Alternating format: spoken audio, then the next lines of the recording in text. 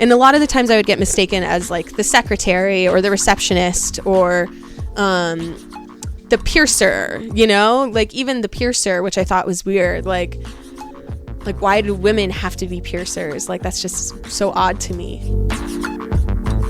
That was tattooer Stephanie Smith. I'm Jeff, and this is Storied San Francisco. Every week on this podcast, you'll hear from artists, journalists, bartenders, and other San Franciscans, telling stories, sharing personal histories, and trying to put into words what makes this city so special. Welcome to episode 23, part 2. In part 1, Stephanie talked about moving to San Francisco to study fine arts at USF. In this podcast, she shares stories from her teenage experiences and around the tattoo scene that have helped inform her feminism. Here's Stephanie. What does it mean to you to be a 27-year-old woman tattooer in San Francisco today? I mean, I think it's pretty kick-ass. It's really cool because, I mean, females in tattooing have come such a long way. And I feel like what the little things that I've gone through are nothing in comparison to females who were tattooing 50 years ago. Those are some real badasses. Like, those are the women that really, really pioneered females in the industry.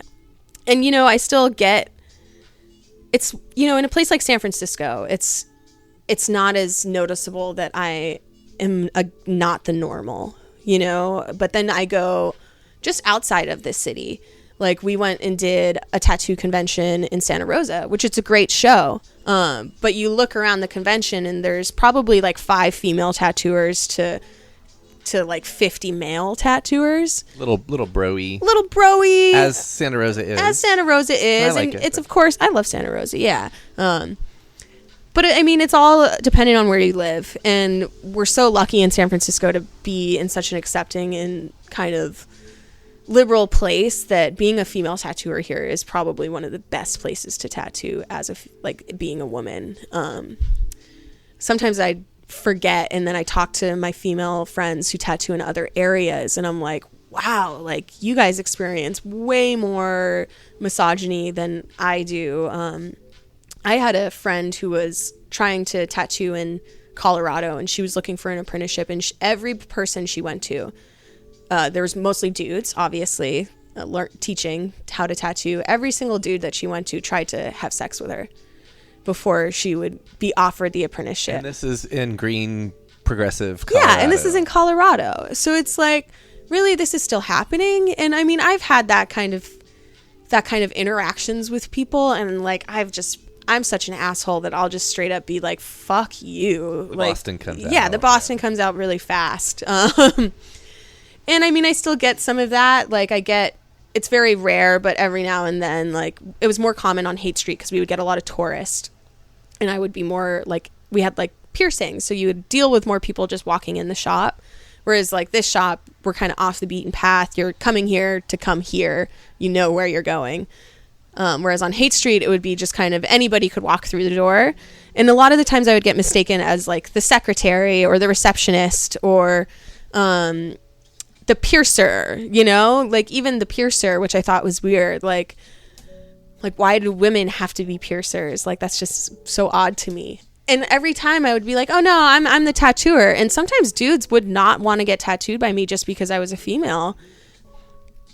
And then the same thing, like, women would do it to you too. Like, women would come in with their boyfriend and they wouldn't want their boyfriend to be tattooed by a cute young girl.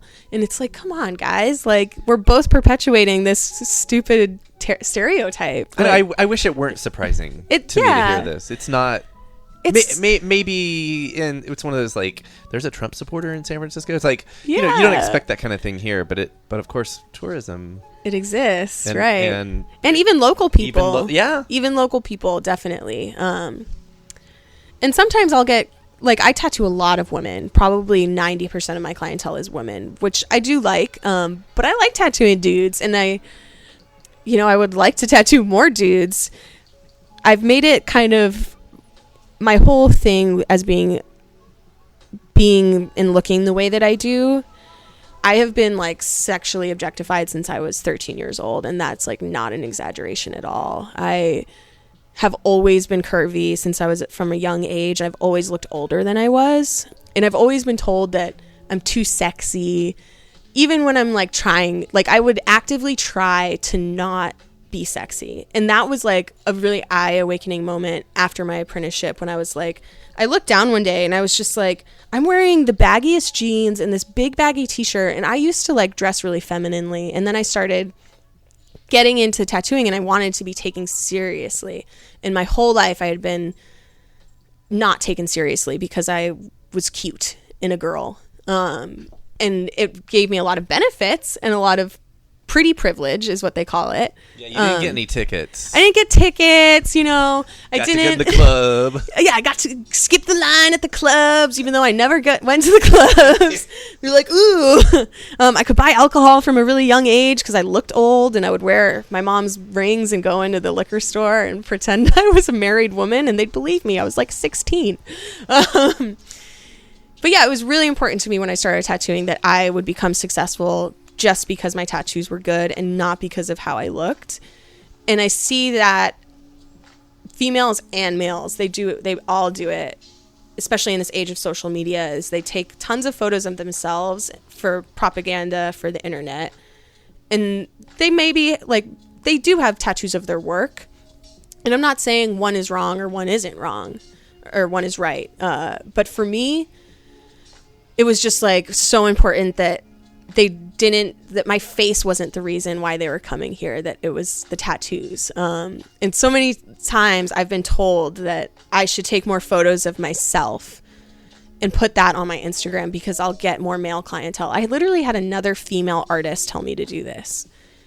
And she posts a ton. I won't put her name out there because she's very sensitive, but she'll know who she is when she hears this. She posts a lot of photos of herself. And for me, it's like, if I have to scroll through 10 photos of your face to see one photo of your work, like that's not a person that I'm interested in following on the internet, or as far as being an artist. And I so badly did not want that. And it was just really frustrating to me to be told that that's what I should do, especially because everybody's got their own experience, and I don't want to do that because of the experiences that I've had. If it empowers you to do that, then do that, but it doesn't make me feel empowered. It's like people have one idea of how to be successful in whatever it is they're talking about. They're like, do it this way or do it this way that I do it, and it's like, why? Success means something different to almost to every person. It's like, I think the advice should be like, do what feels right. Do what feels right for you. And if it's not right for you, then listen to that instinct. And that was it for me. Like, because I have tons of friends who love posting photos of themselves and it makes them feel really good. But that's not the feeling that I get from it. It almost makes me feel sad. Like, and who am I to say that you should or shouldn't do anything? But I can't control what I do. And so, yeah, that was just like always the most important thing for me, was that I would be taken seriously because of my work. And yeah, I don't know. In a weird way, I think it makes perfect sense going all the way back to where you started with like wanting to leave the East Coast because it was too superficial. Yeah. Like, we didn't used to take pictures of ourselves. Remember? Right. We used to just like, there would be like the people, for me at least, the people who looked in the mirror way too long. I'm like, you're spending way too much time. Just come out and hang out. Yeah, like, just look at, like, be around the people. Yeah. And suddenly now we can take pictures of ourselves and put them everywhere. Yeah. And it's like, it's that vanity and that. Totally. Which and is fine. I'm not necessarily judging. It's just, not everyone's like that. It's weird to see how it's affected our culture.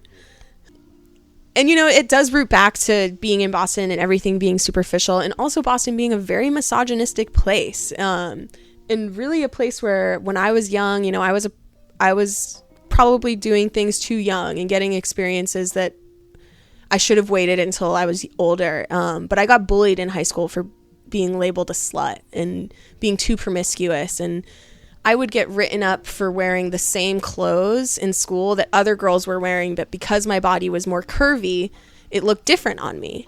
And they would be the same pair of shorts that the skinny little twig was wearing next to me, but because I have big thighs and a butt, it was like I got the detention after school for wearing those shorts. Straight up discrimination. Straight up body not only that, but like when I was getting bullied in school, like there were pictures sent around, and the school knew, Thayer Academy knew, and they didn't do anything about it. They just like hushed everything under the rug. Turns out a few years later, those same dudes that were circulating the photos of me go on to make a really disgusting video of taking advantage of a girl who's really drunk. Like, I won't go into detail about the video because it's just disgusting. But it's like, just a few years later, they go on and assault a woman on camera. The school finds the footage, and they still do not get in trouble. They like weren't allowed to play sports or something. So this is like my background coming to San Francisco, where I'm like, this is what it's like to be a woman in 2010 at that point. I'm like, nobody's got your back, even though there's actual physical proof of assault. And so I was angry. I was like really angry, and I probably all throughout college, I just like didn't take any relationship seriously. I treated men poorly because I felt like I was treated poorly for so long that they didn't deserve niceness for me, which I did that for a while. And then I started realizing like not everybody and not every dude is that dude in Boston or whoever. But it definitely, those are like part of the experiences that have made me this person who's like, I need to be respected just off of my ability alone and not my body or my face or whatever. So yeah, it's definitely deeply rooted in me. I'm glad I asked the question, because that's one hell of an answer. Honestly. Yeah, it's weird because I was actually just talking to my boyfriend about this a couple of weeks ago, because I got hit up on Facebook, ironically enough, by not one of the dudes who was circulating the photos of me in high school, but he would bully me, and he was a part of that friend group that would bully me.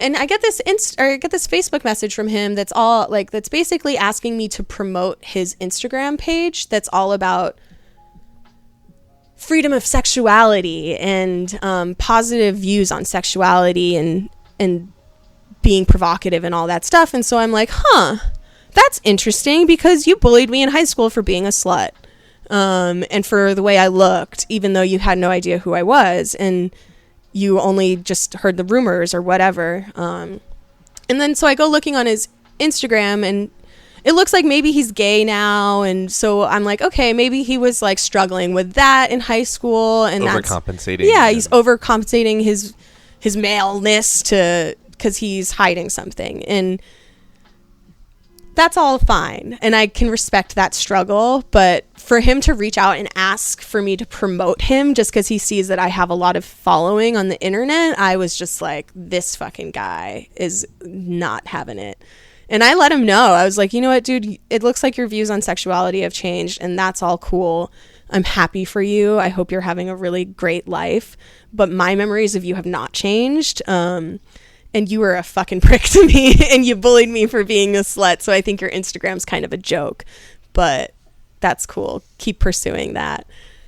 And I kind of dug into him a little bit, and he did apologize. So that was nice. But yeah, it's interesting to me to see how much people can change and to not remember who they were and how they treated people. It was very interesting that he would even think to reach out to me when the last time we talked was probably when he was like screaming something at me down the hallway, in school. In high school, literally. It's been like 15 years, man. Like, why are you hitting me up now? So yeah, very weird, but that's why it's very present in my mind, because I've been thinking about that school and that whole experience and just, how badly I want to burn them down. I mean, in a way you kind of are, because you're doing your thing and you're kicking ass. Yeah, I mean, I feel like I'm at this place now where I don't have to hold on to these things, and where they've all made me just who I am. And, I wouldn't be this really passionate feminist and this person who works really hard for these reasons if it wasn't for all of those past experiences. So I take it as a great thing. In the moment, obviously, it doesn't feel like that. It feels like the worst thing that in the world is happening. But now I feel like, yeah, I'm 27 years old. I'm doing something that I love to do. I have a really awesome clientele that respects my time and respects my work. And not every tattooer gets to say that. Not every tattooer gets to be in this place where they feel like they get to have a really awesome day with a client every day. Sometimes you have to go in, like, you know, if the first year after my apprenticeship was the hardest, I would be working 7 days a week waiting on Haight Street for a walk-in to come in, and someone wouldn't come. There was February one year where I didn't tattoo all month. I was in the shop 7 days a week waiting for a tattoo to come in, and nothing was coming through the door. And like, that's when I was like, okay, this is what the struggle that all of my friends were telling me, don't get into tattooing, don't do it. Like, that's rock bottom. Yeah, that's rock bottom. It has to get better from here. Right? And everybody told me the first year after your apprenticeship is the hardest. And it was, and then it wasn't in a lot of ways. So I know that I was very fortunate kind of in the end of my first year to start really getting busy. But I think my boyfriend likes to call it luck. But I like to say that I worked for it. And then I did set myself up kind of for success by working in the city for a long time before getting into tattooing. I worked in some restaurant jobs. So restaurant people are like the best advertisement that you could ever have. So while Instagram's been really great, like my word of mouth clientele in San Francisco is where all of my people come from. So yeah, I feel really lucky. When I have great clients that recommend me great clients, it's like that's success to me, is attracting people that are like-minded, that it's just an enjoyable day. No day is a bad day when I have a kick-ass client, you know? Like, it's the good kind of snowball effect. Yeah, it is. And once you kind of start like having that one good client, then they send you 5 good clients. And that's what I try to, that's what I really try to focus on. Instagram is great for a lot of reasons. It's free advertisement. It gets me, guest spots in cities that maybe I wouldn't have been able to tattoo in otherwise. It gets people seeing my work that maybe would have not seen it. But the word of mouth clientele is like where it's at. That's all I need, honestly. Awesome. I feel really fortunate to be where I am. And as much as, like it might sound like the past experiences with other shops have been difficult, I think that's every experience in a shop. Like eventually you move on and it's not ever going to be like cupcakes and rainbows on the way out. So, I feel fortunate to have started how I did, and to, every stone kind of made the building of where I am. And so, yeah, I think I just feel really lucky to be in San Francisco tattooing. That was Stephanie Smith. Join us next week when we'll hear from lifelong Fillmore resident Darnay McPherson. Music for the podcast is by Otis McDonald. Film photography is by Michelle Kilfeather. You can follow us on Facebook, Twitter, and Instagram to stay up to date on everything we do. Browse the more than 70 episodes on our website, storiedsf.com, or wherever you listen to podcasts. If that happens to be Apple Podcasts, please rate and review the show for us. Send comments or suggestions to storiedsf@gmail.com. Thanks for listening.